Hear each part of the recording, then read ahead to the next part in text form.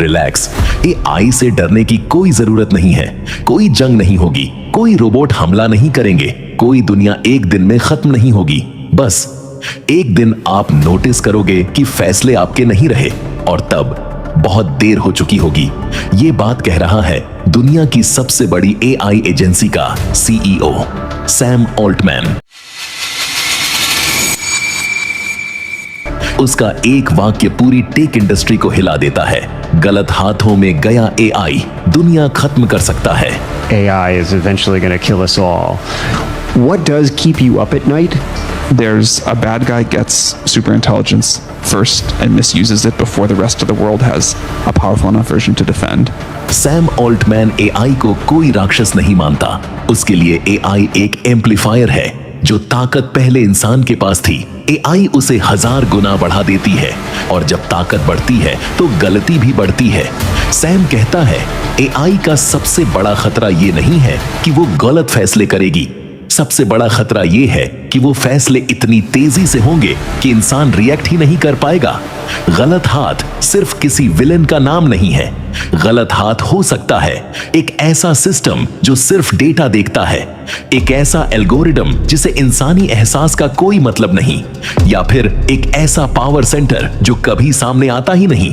अगर एआई गलत हाथों में गई तो वो तय करेगी क्या दिखेगा, क्या दबाया जाएगा, कौन ताकतवर रहेगा और कौन सिर्फ डेटा बन जाएगा। और ये सब होगा बिना किसी आवाज के।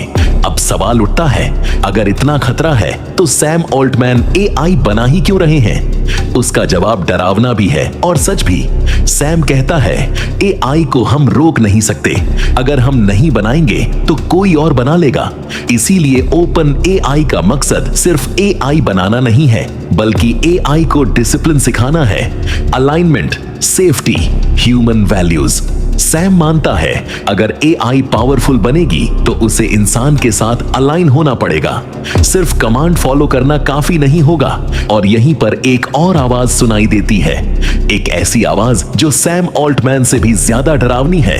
ये आवाज है उस इंसान की जिसकी वजह से एआई यहां तक पहुंची, जेफरी हिंटन। उसने कहा एआई इंसान को अपनी कठपुतली बना सकती है। सोचिए, जब सिस्टम सिर्फ गलत हाथों में ही नहीं बल्कि इंसान से ज्यादा स्मार्ट हो जाए तो क्या होगा?